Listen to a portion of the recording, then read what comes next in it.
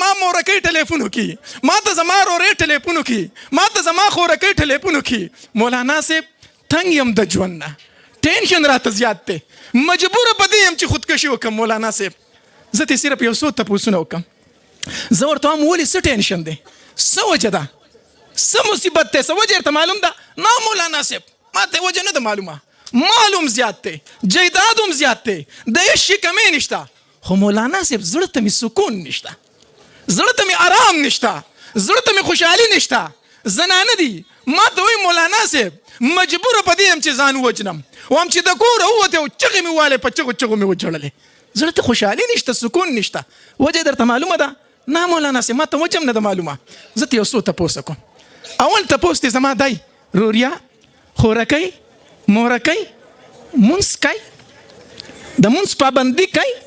ما ته جواب میلو شي مولانا صاحب کله کړی او کله نه کړی، کله کړی او کله نه کړی.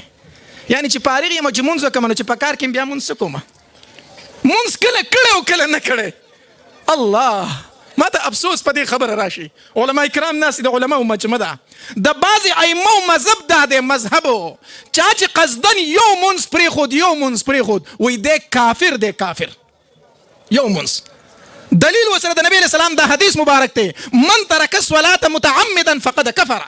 چا چې قصدن یو مونځ پرېښود وایي دی کافر شو. د بعضې ائمو مذهب دا دی یو مونځ دې پرېښود کافر شوي، دوباره به کلمه وایي او که واده دې کړی ملا به راولي دوباره به نکاح تازه کوي. یو مونځ دې پرېښود. دا د بعضې ائمو مذهب دی، مذهب. الله مونږ چې د کوم امام په مذهب یو، امام اعظم ابو حنیفه رحمه الله، هغه فرمایي نه چا چې قصدن مونځ پرېښود دی کافرو نشو، ځکه مونځ پرېښودل ګناه کبیره ده او مرتکب د ګناه کبیرې فاسق دی خو کافر نه دی. مرتکب د ګناه کبیرې فاسق دی خو کافر نه دی.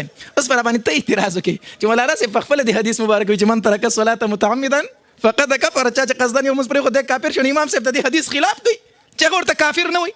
نه امام صاحب رحم الله د دې حدیث معنی څه کوي؟ امام صاحب د دې حدیث مبارک معنی کوي من ترک الصلاة متعمدا فقد کفر. مطلب دا دی چا چې قصدن یو مونځ پرېښود کار د کافرو کو، کافر نشو، کار د چا وکړو؟ د کافرو کو. او دا معنی د بل حدیث پر رڼا کې وایي، ځکه بل حدیث مبارک کې راځي نبی علیه الصلاة والسلام فرمایي د مسلمان او د کافر په منځ کې فرق په مانځه سره دی. نو چې د مونځ ونه کړو نو کار د مسلمانو کو، کار د کافرو کو، کار د کافرو کو که نه. ښه بیا د امام صاحب مذهب لږ مخکې واورئ، لږ خبروم خو د علماو مجلس دی، لږ علمي بحث به وکړو. صحیح ده؟ د امام صاحب رحم الله مذهب واوره، وایي په کومه علاقه کې چې بېلمازه سړی یا بېلمازه هلک پاتې کېدو، ته دغې علاقې تاڼهدار ایسیچو به دا بېلمازه ګرفتار کي، حوالاتو ته به یې ور واچوي، هر سهار به یې روباسي، دومره سزا به ورله ورکوي چې د بدن نه وینې روانې شي، یا به توبه وباسي چې د نن نه بعد به مون نه پرېږدم، او یا په دې حوالاتو کې څه شي مړ شي. دا د امام صاحب مذهب دی. ښه واورئ. بیا د امام صاحب رحم الله مذهب مخکې واوره. د امام ابو حنیفه رحم الله مذهب دا دی بېلمازه سړی یا بېلمازه ښځه مړه شو، په جنازه کې به نیکان خلک شرکت نه کوي. نیکان خلک موږ په معاشره کې چا ته وایو؟ علماو ته وایو، طلباو ته وایو، تبلیغیانو ته وایو. دا خلک نیکان دي که نه؟ دا به د بېلمازه سړي جنازې لا ته دې بېلمازه په جنازه چې ودرېږم بېلمازه به ودرېږي. ما به خبره پوهېږئ که نه پوهېږئ؟ دا ولې امام صاحب دا خبره کړې ده؟ ځکه حدیث مبارک کې راځي وایي د یو مسلمان په جنازه کې چې 40 تنه شریک شي الله دغې مړي ته مغفرت نصیب کوي. الله دغې مړي ته څه نصیب کوي؟ نو خو دا خو بېلمازه او که نه اوس په نیکان خلک جنازې له نه ځي. ما ته جمعې په بیان کې وي مې د یو مړي په جنازه چې 40 تنه ودرېږي الله دغه مړی بخي.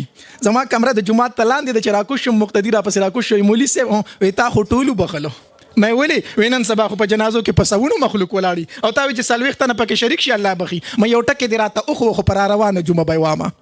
صحیح شو که نه؟ نو پر روانه جمعه مې بیا بیان وکړو. مې حدیث مبارک کې راځي چې د یو مړي په جنازه کې 40 تنه شریک شي الله دغې مړي ته مغفرت نصیب کوي. خو مې د دې 40 تنه نیکان متقیان پرهیزګاران مراد دي چې په ګېډه کې حرامه نه وي.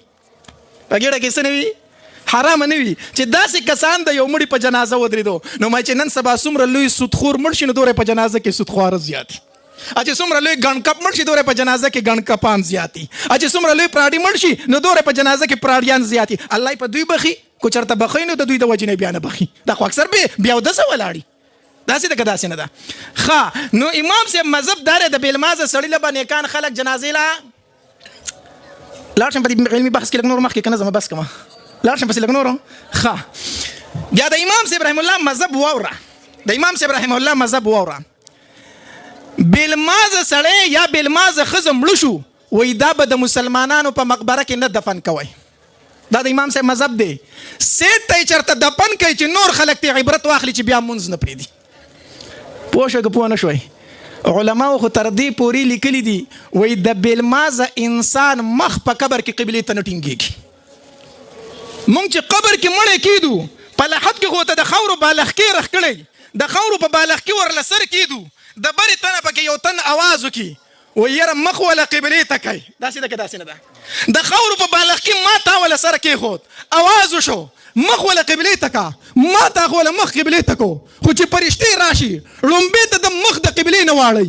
وایي په ژوندانه دې قبلې ته نو مخ کړی اوس دې ولې مخ کړی دی علماو لیکلي په شرط سره د بېلمازه انسان قبر اوس پړی مخ به د قبلې نه ګرځېدلی الله پوهېږئ که نه پوهېږئ زما اول تپوس صحیح مونځ کوئ یاره مولي صاحب کله کړی کله نه کړی کله کړی کله نه کړی علما ناست دي تپوس دې وکړئ چې زه لاړ شم عام طور پر عذاب قبر چې دی دا د مونځ د سستیا د وجې نه دی مونځ پرېښودل نه د مونځ د سستیا د وجې نه اکثر عذاب قبر میلاویږي نو زه ورته مونځ کوي نو کله کړی او کله نه کړی وروڼو د مونځ پابندي کوئ ښه د مونځ څه کوئ زما په دې خبره پوهېږئ که نه پوهېږئ ډېرې خبرې خو په دیني اورېدلي خو زه درته نن یو سوال او منت کوم دا مونځ یو ډېر اهم رکن دی دا مه پرېږدئ مونځ کوئ ښه نو مونځ کوئ نو کله کړی او کله نه کړی دویم تپوس دی زما دی وام ذکر کوئ ذکر کوئ یاره مولي صاحب څه به درته ووایم خو کله کله کوم نو کله کله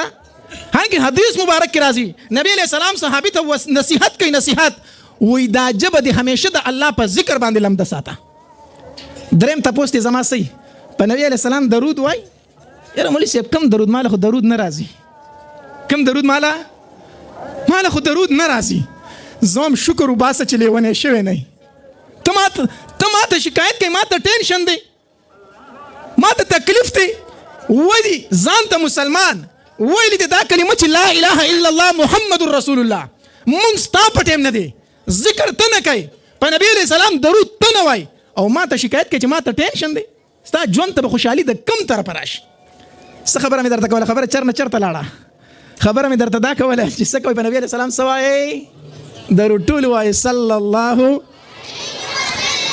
زه د خپل نوم سره یو نسبت ساتم زما د نوم سره یو نسبت لګېدلی دی سید ټیک شو نو دا ما په ځان لازم کړي دي چې زه یو مجلس کې بیان شروع کوم چې نومبې د نبي علیه السلام د درود فضیلت بیان کړم چې دا مجلس ښایسته شي د نبی علیه السلام په درودو باندې درود په نبی علیه السلام ډېر وایه صلی الله خبرې به ډېرې اورئ زه یو ډېر کم علمه انسان یم ډېر کم علمه دي علماو ته پته ده زه یو ډېر کم علمه انسان یم دلته به ډېر لوی لوی علما راغلي دي صرف تاسو ته یوه خبره کوم ډېره لویه مجمه ده چې کومه خبره واورئ که نه په هغې باندې عمل کوئ کومه خبره واورئ څه پې وکئ عمل وکئ خبرې مونږ ډېرې اورو خو عمل پې نشته عمل